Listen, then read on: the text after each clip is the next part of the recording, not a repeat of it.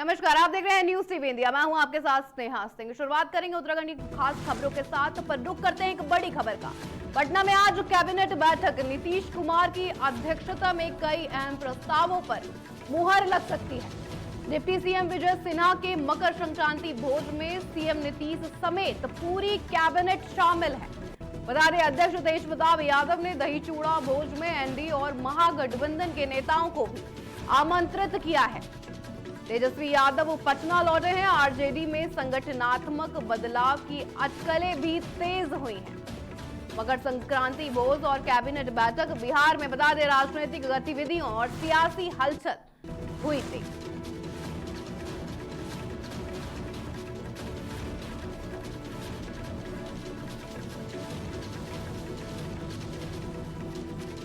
विजय सिन्हा के मकर संक्रांति भोज में पूरी कैबिनेट शामिल है। तेज प्रताप यादव ने दही चूड़ा भोज में नेताओं को भी आमंत्रित किया है। साथ ही तेजस्वी यादव पटना लौटे हैं। आरजेडी में माफ करिएगा बदलाव की अटकलें तेज हुई हैं।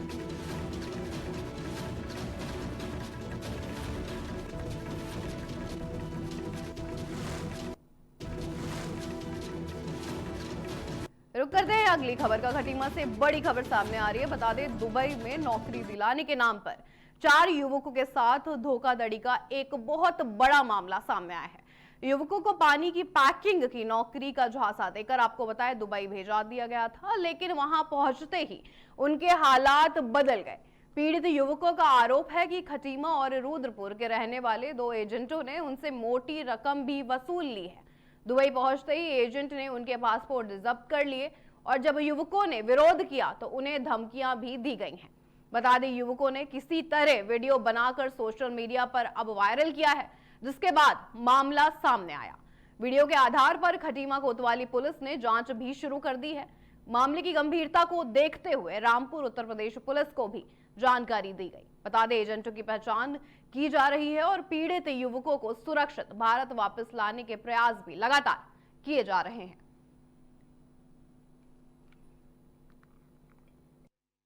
एसएसपी मणिकांत मिश्रा जी से हमें निवेदन है कि सर हमें यहाँ से बचा लीजिए, हम दुबई में फंस गए हैं। दुबई रसल खेमा में है सर। हमें एजेंट ने बोला था कि टूटी पैकिंग करने का काम है और सर यहाँ पे रबड़ प्लास्टिक काम होता है सर। रबड़ मतलब रबड़ का काम होता है सर। उसमें टायर्स वगैरह बनते हैं, ईंटें बनती है सर। बहुत हीटिंग काम है, बहुत दिक्कत हो रहा है उसमें। केमिकल वगैरह सब कुछ है सर, तो उसमें दिक्कत हो रहा है बहुत। तबीयत खराब हो जा रहा हमारा। 15 दिन से तबीयत खराब है सर मेरा लगातार। दवाई डेली खा रहा हूँ। एक दिन एडमिट था हॉस्पिटल में भी। और सर इनका वो एजेंट आया था यहाँ दुबई का, तो वो सर बोल रहा था कि तुम सबको ऐसा ऐसा जेल में डालूंगा तुम जिंदगी में निकल नहीं पाओगे दुबई से। और सर हमें मतलब बहुत परेशान कर रहे हैं। और सर वहाँ इंडिया में फ़ोन कर रहे हैं उनको, रजविंदर सिंह को, तो वो कह रहे हैं कि एक वीडियो बना कर भेज दो तो हम तुम्हें इंडिया बुलाएंगे।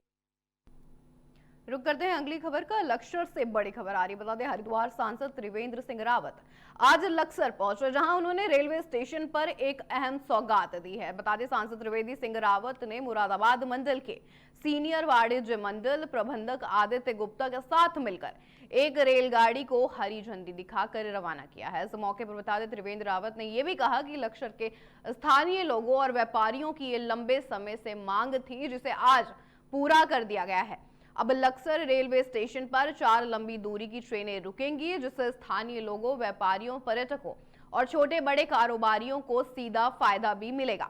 खासकर आपको बता दें, बाहर से आने वाले पर्यटकों को हरिद्वार और चारधाम यात्रा के लिए अब लक्सर से ही सीधी सुविधा मिलेगी। सांसद ने यह भी बताया कि व्यापारियों की मांग को लेकर उन्होंने रेल मंत्री से मुलाकात की थी, जिसके बाद तेजी से फैसले लेते हुए लक्सर स्टेशन पर 2 और ट्रेनों के ठहराव को मंजूरी दे दी गई है। वहीं सीनियर वाणिज्य मंडल प्रबंधक आदित्य गुप्ता ने यह भी कहा कि अब लक्सर स्टेशन से लोगों को अलग अलग शहरों के लिए ट्रेनें आसानी से मिल सकेंगी, जिससे उन्हें हरिद्वार या रुड़की नहीं जाना पड़ेगा।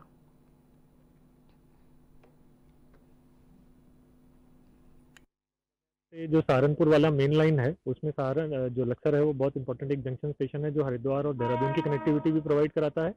और सहारनपुर के रास्ते होते हुए अमृतसर और मुरादाबाद के रास्ते होते हुए बनारस होते हुए गोरखपुर और सहरसा, कलकत्ता, जो प्रमुख डिस्ट्रिक्ट हैं, जो प्रमुख शहर हैं देश के, वहाँ की कनेक्टिविटी प्रोवाइड कराता है। तो लक्सर बहुत ही इंपॉर्टेंट स्टेशन है मुरादाबाद मंडल के लिए। और अभी यहाँ वर्तमान में 19 पेयर गाड़ियों का स्टॉपेज था, ये 2 पेयर गाड़ियाँ और ऐड हो गई हैं। कलकत्ता जाने के लिए स्पेसिफिकली 5 पेयर गाड़ी, यानी ईस्टर्न मोस्ट डायरेक्शन में हम लोग अक्सर देखते हैं कि पूर्वी क्षेत्र की डिमांड अक्सर दिवाली, छठ के समय में या और त्योहारी समय में गाड़ियों की डिमांड अक्सर रहती है। चाहे स्थानीय व्यापारी हो, चाहे स्थानीय नागरिक हो, उनकी डिमांड चल रही है। और पिछले दिनों माननीय रेल मंत्री जी से मिले थे और उन्होंने बहुत तेजी के साथ इस पर निर्णय लिया और आज 2 ट्रेन यानी कि अब 4 गाड़ियां यहाँ पर उनका स्टॉपेज यहाँ पर, तो जहाँ यहाँ पर जो बाहर से आने वाले यात्री हैं उनको फायदा होगा, वही यहाँ से जो सवारी बैठेगी उनको फायदा होगा। देहरादून से बड़ी खबर सामने आ रही। बता दें, राज्य की राजनीति में उस वक्त हलचल तेज हो गई जब खेल मंत्री रेखा आर्या के पति के खिलाफ एफआईआर दर्ज करने की मांग को लेकर महिला कांग्रेस ने डालनवाला थाने में जोरदार प्रदर्शन किया है। बता दें, प्रदेश महिला कांग्रेस अध्यक्ष ज्योति रौतेला के नेतृत्व में बड़ी संख्या में महिला कार्यकर्ता डालनवाला थाने पहुंची और थाने के बाहर धरने पर भी बैठ गई। प्रदर्शन कर रही महिलाओं ने आरोप लगाया है कि मामले में अब तक कोई ठोस कार्रवाई नहीं की गई है। महिला कांग्रेस कार्यकर्ताओं का यह भी कहना था कि जब मामला एक मंत्री से जुड़ा हुआ है तब भी कानून को बिना दबाव और निष्पक्ष तरीके से अपना काम करना चाहिए। धरने के दौरान महिला कांग्रेस नेताओं ने सरकार और पुलिस प्रशासन पर सीधे सवाल खड़े कर दिए हैं और कहा है कि यदि आम व्यक्ति के खिलाफ मामला होता तो अब तक कार्रवाई हो चुकी होती, लेकिन ये मामला मंत्री से जुड़ा हुआ है, इसलिए प्रशासन चुप है। धरना देर शाम से बता दें शुरू होकर देर रात तक चलता रहा। इसी दौरान पूर्व मुख्यमंत्री और कांग्रेस के वरिष्ठ नेता हरीश रावत भी प्रदर्शन स्थल पर पहुंचे। साथ ही हरीश रावत ने महिला कांग्रेस के धरने को समर्थन देते हुए ये भी कहा है कि ये लड़ाई न्याय और कानून के सम्मान की है और कांग्रेस इस मुद्दे पर पीछे हटने वाली नहीं है। प्रदर्शन बढ़ता देख पुलिस प्रशासन भी अलर्ट हुआ। बता दें, एसपी सिटी खुद मौके पर पहुंचे और महिला कांग्रेस की ओर से सौंपा गया मांग पत्र स्वीकार भी किया।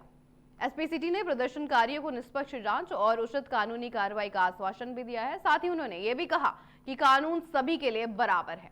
पुलिस प्रशासन के आश्वासन के बाद बता दें, महिला कांग्रेस ने अपना धरना समाप्त कर दिया, लेकिन साथ ही चेतावनी भी दी कि यदि समय रहते कार्रवाई नहीं हुई तो आंदोलन को और तेज किया जाएगा। महिला कांग्रेस का यह भी कहना है कि वह इस पूरे मामले पर नजर बनाए रखेंगी और जरूरत पड़ी तो प्रदेश भर में प्रदर्शन किए जाएंगे।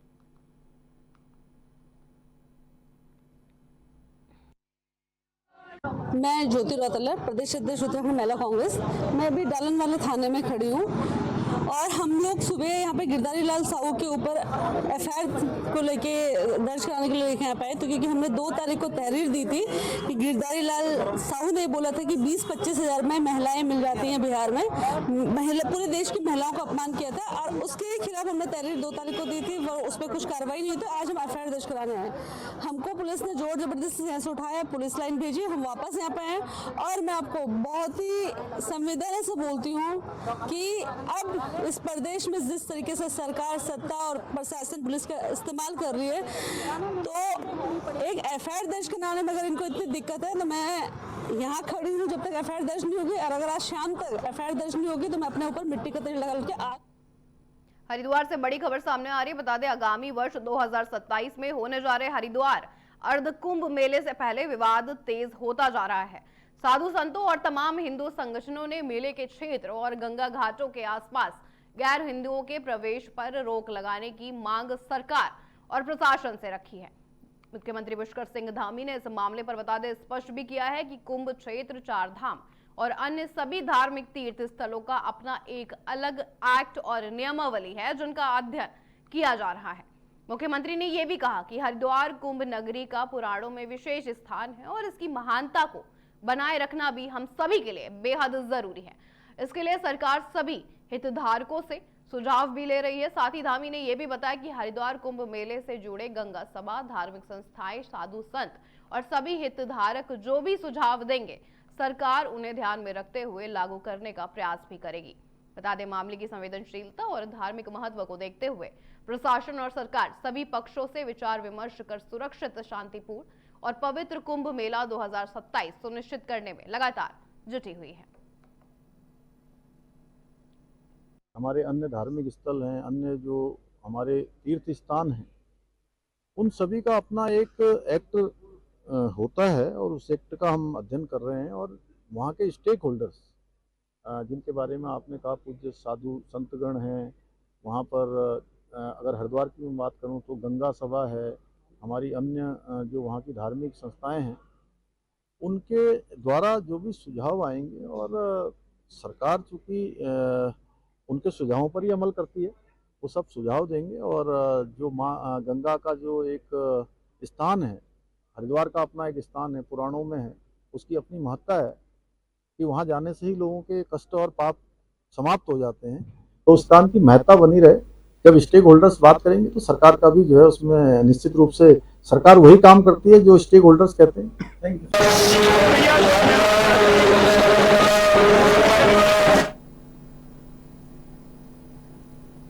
रुक करते हैं अगली खबर का। पूर्व केंद्रीय मंत्री और भाजपा युवा मोर्चा के पूर्व राष्ट्रीय अध्यक्ष बता दें सांसद अनुराग ठाकुर आज धर्मनगरी हरिद्वार पहुंचे, जहां उन्होंने हर की पौड़ी पर सायकालीन गंगा आरती में सहभागिता की है। बता दें वैदिक मंत्रोच्चार और दिव्य वातावरण के बीच सांसद अनुराग ठाकुर ने मां गंगा की आराधना की है और देश की सुख समृद्धि व कल्याण की कामना भी की है। गंगा आरती के दौरान हर की पौड़ी का वातावरण पूरी तरह आपको बता दें भक्तिमय नजर आया है। दीपों की रोशनी और मंत्रोच्चार के बीच श्रद्धालुओं के साथ अनुराग ठाकुर भी गंगा आरती में शामिल हुए। इस अवसर पर श्री गंगा सभा की ओर से आपको बता दें सांसद अनुराग ठाकुर का पारंपरिक रूप से स्वागत और सम्मान भी किया गया है। उन्होंने गंगा जली प्रसाद और चुनरी भेंट कर विधिवत अभिनंदन भी किया। श्री गंगा सभा के अध्यक्ष नितिन गौतम, स्वागत मंत्री डॉक्टर सिद्धार्थ चक्रपाणी, सचिव शैलेश गौतम, सचिव वीरेंद्र कौशिक, सचिव उज्जवल पंडित सहित कई पद अधिकारी और तीर्थ पुरोहित इस दौरान वहां पर मौजूद भी रहे हैं। सभा के पदाधिकारियों ने अनुराग ठाकुर को धर्मनगरी हरिद्वार की सांस्कृतिक और आध्यात्मिक परंपराओं की जानकारी दी और गंगा आरती की महत्ता से अवगत भी कराया है। बता दें गंगा आरती के बाद सांसद अनुराग ठाकुर ने श्री गंगा सभा के पदाधिकारियों और संत समाज से मुलाकात भी की है और हरिद्वार की आध्यात्मिक विरासत की सराहना भी की है।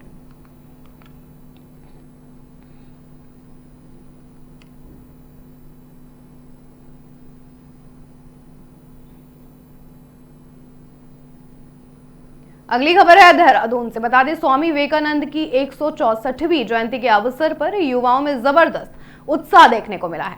भारतीय जनता पार्टी युवा मोर्चा की ओर से स्वदेशी संकल्प दौड़ का आयोजन किया गया। इस कार्यक्रम में मुख्य अतिथि के रूप में महापौर शंभू पासवान वहां पर मौजूद रहे।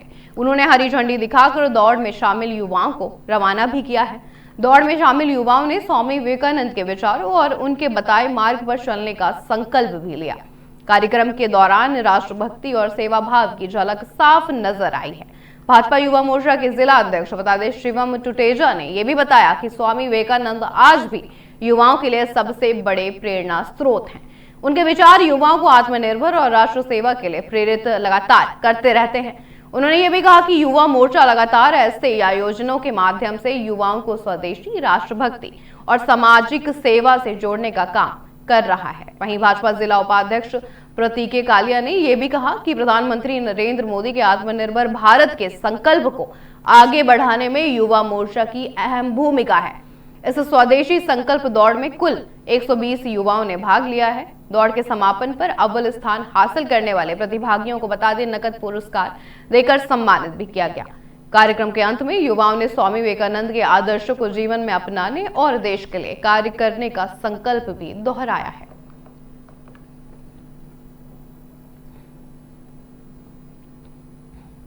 रुक करते हैं अगली बड़ी खबर का। अंकिता भंडारी हत्याकांड को लेकर एक बार फिर बयानबाजी तेज हो गई है। इस मामले में जहां अब तक कई सामाजिक और राजनीतिक संगठन न्याय की मांग को लेकर सड़कों पर उतर चुके हैं, वहीं आज आपको बता दें राष्ट्रीय हिंदू शक्ति संगठन के प्रदेश अध्यक्ष राघवेंद्र भटनागर का बयान चर्चा का विषय अब बन गया है।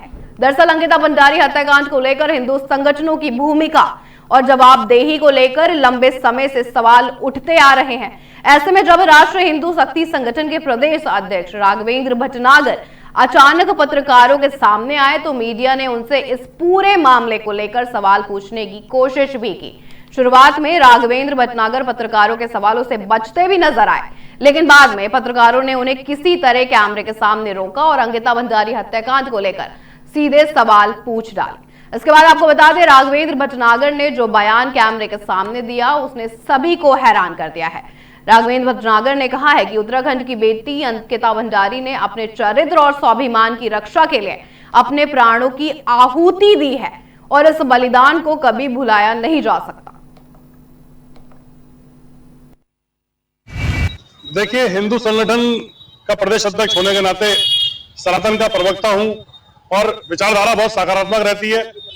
अंकिता भंडारी हमारी बिटिया है, पूरे देश की बिटिया है और जो संवेदनशीलता पूरे देश में अंकिता भंडारी के लिए देखी गई, मैं उस संवेदनशीलता का हिस्सा हूं। किंतु ये अराजकता का हिस्सा मैं नहीं हूं, क्योंकि हम सनातन को मानते हैं तो हमारी विचारधारा बहुत सकारात्मक होती है। और जब भी भारत की भूमि में अपने चरित्र और स्वाभिमान की रक्षा करने के लिए अपने प्राणों की आहुति देने वाली उन वीरांगनाओं का नाम लिया जाएगा तो इतिहास के पन्ने चीख चीख कर सिर्फ एक ही नाम पुकारते हैं, रानी पद्मावती का, और उनके साथ 16,000 उन छत्रानियों का जिन्होंने अपने चरित्र और स्वाभिमान की रक्षा के लिए अग्निकुंड में जौहर कर लिया था। और मेरा दुर्भाग्य है कि हम उस युग में पैदा नहीं हुए, लेकिन आज हमारी अंकिता भंडारी, हमारे उत्तराखंड की बेटी, हमारे इस जीवन को, पूरे हमारी आयु को, इस जीवन को, इस युग को सौभाग्यशाली बना गई, क्योंकि उसने अपने चरित्र और स्वाभिमान की रक्षा करने के लिए जो अपने प्राणों की आहुति दी। आज इतिहास के पन्नों में रानी पद्मावती के बगल में उसने अपना नाम अंकित कर दिया और हम बहुत सौभाग्यशाली हैं कि अंकिता भंडारी के इस युग में हम जन्म लिया।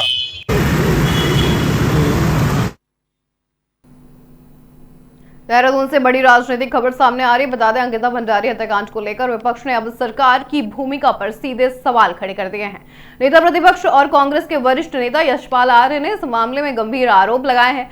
बता दें, यशपाल आर्य ने साफ कहा है कि कांग्रेस ने शुरू से ही इस प्रकरण में निष्पक्ष और न्यायपालिका की निगरानी में सीबीआई जांच की मांग की थी। उनका आरोप है कि सरकार ने लंबे समय तक मामले को दबाने की कोशिश की और अंकिता भंडारी के माता पिता की गुहार अनसुनी की गई। नेता प्रतिपक्ष ने यह भी कहा कि यह सीबीआई जांच सरकार की इच्छा नहीं थी, बल्कि जन संघर्ष और जन दबाव का परिणाम है। उन्होंने साफ तौर पर यह कह दिया है कि अब भी कुछ प्रभावशाली लोगों पर कार्रवाई न होने से संदेह लगातार बना हुआ है। यशपाल आर्य ने जोर देकर यह भी कहा कि मामले की पारदर्शी जांच होनी चाहिए और दोषियों को कड़ी से कड़ी सजा भी दी जानी चाहिए।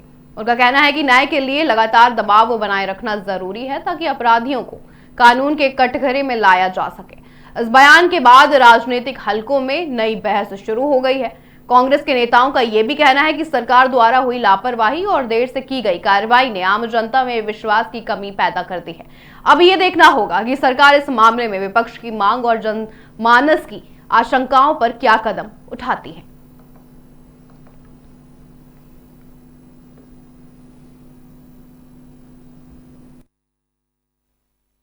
आखिरकार 18 सितंबर 2022 अंकिता भंडारी की हत्या हो जाती है। कांग्रेस ने चाहे सदन में चाहे सड़कों पर सीबीआई जांच की मांग की और हमने कहा कि इसमें न्यायपालिका की निगरानी में जांच हो, और उनके माता पिता ने भी लगातार इस बात के लिए सरकार को अनुरोध किया, लेकिन सुनवाई नहीं हुई। अंततः संघर्ष की जीत है, उत्तराखंड के जनमानस के संघर्ष की जीत है, और इसी का परिणाम रहा कि सरकार को मजबूर होकर सीबीआई जांच की संस्तुति करनी पड़ी है। लेकिन हमें अभी भी सरकार की नीयत पर संदेह है। सरकार निश्चित रूप से इस मामले में को दबाना चाहती है।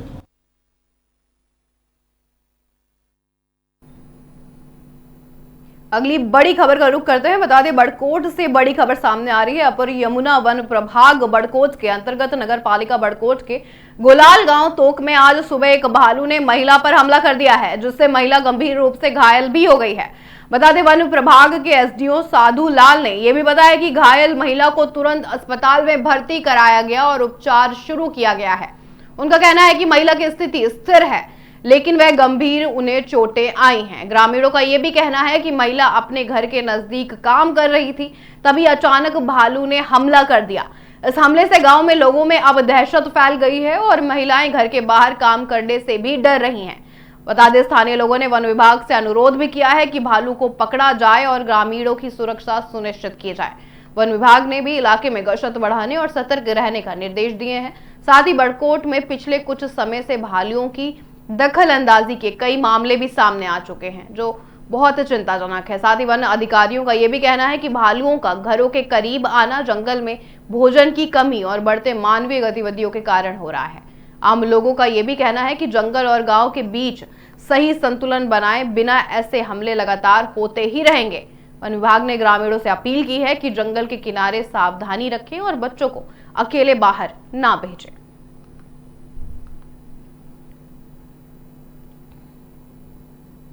उत्तराखंड की राजनीति में इन दिनों कैबिनेट मंत्री रेखा आर्य के पति गिरधारी लाल साहू के इस बयान को लेकर सियासी घमासान मचा हुआ है। ये मामला अब केवल उत्तराखंड तक सीमित नहीं रहा, बल्कि बिहार तक इसकी गूंज सुनाई दे रही है। दरअसल गिरधारी लालू शाह ने एक सार्वजनिक सभा में, आपको बता दें, सभा के दौरान बिहार की महिलाओं को लेकर अभद्र और आपत्तिजनक टिप्पणी की थी। इस बयान के सामने आते ही बिहार में इसका कड़ा विरोध शुरू हो गया। मामले की गंभीरता को देखते हुए बिहार राज्य महिला आयोग की अध्यक्ष ने उत्तराखंड के मुख्यमंत्री पुष्कर सिंह धामी को पत्र लिखकर इस बयान पर आपत्ति जताई है और कार्रवाई की मांग भी की है। इधर उत्तराखंड में भी इस बयान को लेकर महिला कांग्रेस ने मोर्चा खोल दिया है। प्रदेश महिला कांग्रेस अध्यक्ष ज्योति रौतेला ने, आपको बता दें, उनके नेतृत्व में महिला कांग्रेस की कार्यकर्ता देहरादून स्थित डालनवाला थाने पहुंची। महिला कांग्रेस ने गिरधारी लाल साहू के खिलाफ मुकदमा दर्ज कराने की कोशिश की है, लेकिन पुलिस ने प्रार्थना पत्र को आगे भेजने की बात कहकर तत्काल कार्रवाई से इनकार कर दिया है। पुलिस की इस कार्रवाई से नाराज महिला कांग्रेस की कार्यकर्ता थाने में ही शांतिपूर्ण तरीके से धरने पर बैठ गई और मांग की मामले में जल्द से जल्द एफआईआर दर्ज की जाए। अब ये देखना होगा कि इस मामले में पुलिस और सरकार आगे क्या कार्रवाई करती है, क्योंकि मामला लगातार राजनीतिक और सामाजिक रूप से तूल पकड़ता जा रहा है।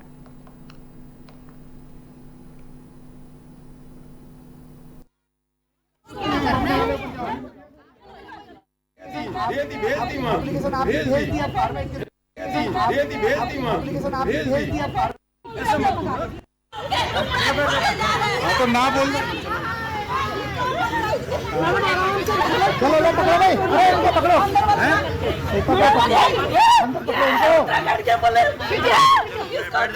मैडम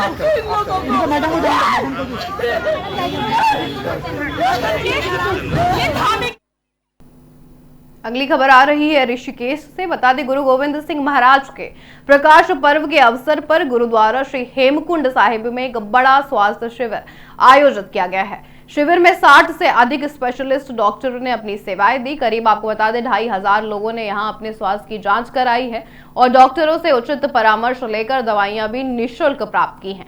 जरूरतमंद मरीजों के लिए बता दें, शिविर में सिटी स्कैन और अल्ट्रासाउंड की सुविधा भी निःशुल्क उपलब्ध कराई गई। स्वेच्छा से रक्तदान करने वालों के लिए भी विशेष शिविर लगाया गया। इस दौरान गुरुद्वारों में गुरु का अटूट लंगर भी चलता रहा। स्वास्थ्य शिविर के समापन पर सभी डॉक्टरों को गुरुद्वारा श्री हेमकुंड साहिब के अध्यक्ष नरेंद्रजीत सिंह बिंद्रा और उनकी टीम ने सरोपा प्रसाद देकर सम्मानित भी किया है। अध्यक्ष नरेंद्रजीत सिंह बिंद्रा ने यह भी बताया कि हर साल गुरु गोविंद सिंह महाराज के प्रकाश पर्व पर यह स्वास्थ्य शिविर लगाया जाता है ताकि जरूरतमंद मरीज अपने स्वास्थ्य की जांच करवा सकें। बता दें, मुख्य अतिथि गंगा प्रेम हॉस्पिटल की नानी मां ने स्वास्थ्य शिविर की जमकर सराहना की और इसे सेवा भाव का एक अच्छा उदाहरण भी बताया है। डॉक्टरों ने यह भी कहा है कि इस तरह के शिविर गरीब मरीजों के लिए बहुत मददगार साबित होते हैं जो प्राइवेट अस्पतालों में स्पेशलिस्ट डॉक्टरों की सेवाएं नहीं ले पाते।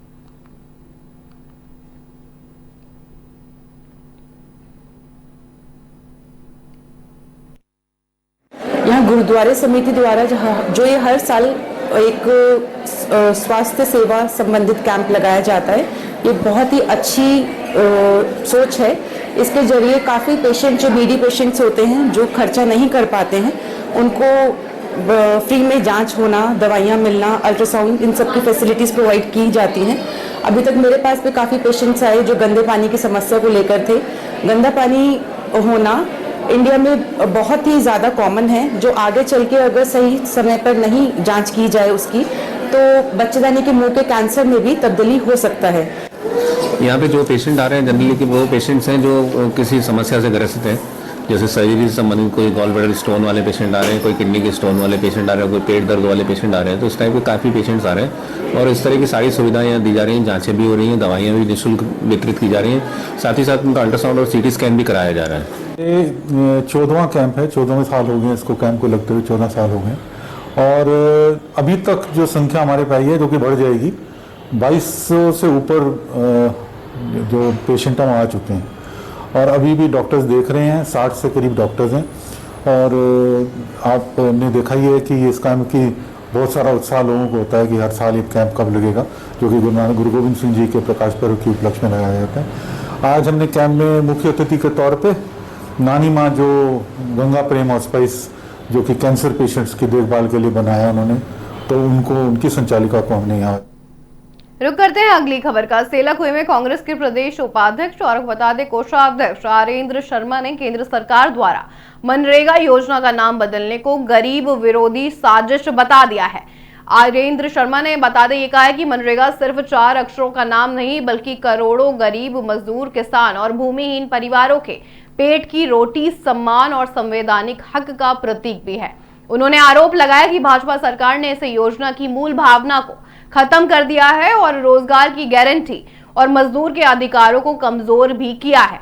उन्होंने ये भी कहा कि मोदी सरकार शुरू से मनरेगा को कमजोर करने की लगातार कोशिश कर रही है। पहले इसे खाई खोदने वाला काम कहा गया, बजट घटाया गया, मजदूरी का भुगतान महीनों तक रोका भी गया और अब नाम बदलने की चाल चली जा रही है। उन्होंने कहा कि ये गरीबों, रोजमर्रा मजदूरों और पहाड़ों के परिवारों के अधिकारों पर सीधा सीधा हमला है। आरेंद्र शर्मा ने साफ कहा है कि कांग्रेस संसद से लेकर सड़क तक इस साजिश का विरोध करेगी और जरूरत पड़ी तो पूरे प्रदेश में जन आंदोलन भी खड़ा किया जाएगा।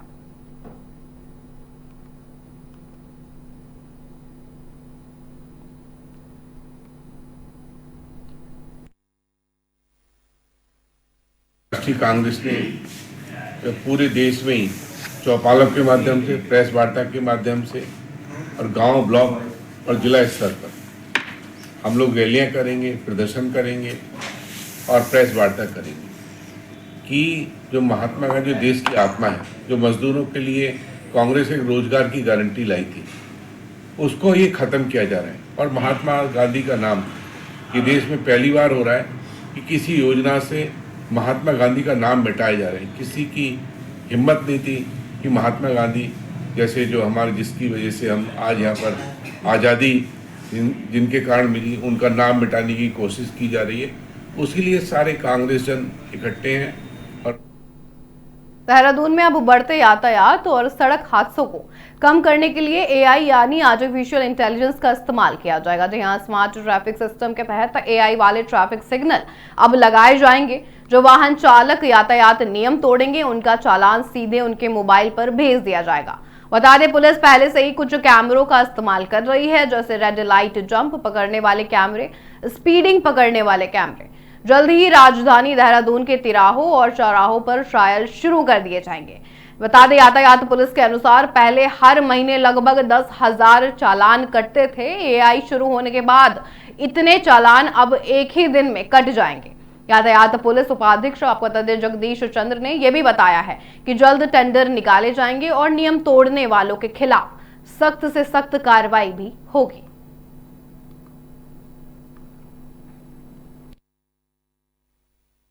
इसमें हमारे विभाग द्वारा अभी हमारा जो डायरेक्टेड है ट्रैफिक के, उसमें जो रोड सेफ्टी फंड हमारे पास आता है, उस फंड से जो हमारा एग्जिस्टिंग सिस्टम है पहले से स्मार्ट सिटी का, उसमें हम कुछ AI के जो टूल्स हैं वो लगाने जा रहे हैं। उसकी टेंडर प्रक्रिया अभी शुरू होने वाली है।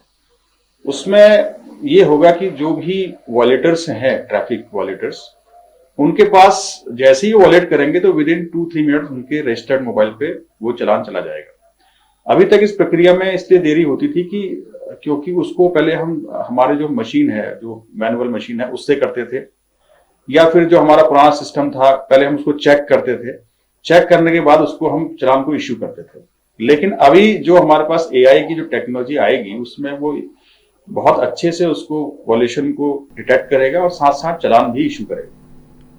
मेरे साथ इस बुलेटिन में इतना ही। आप देखते रहिए न्यूज़ टीवी इंडिया। नमस्कार।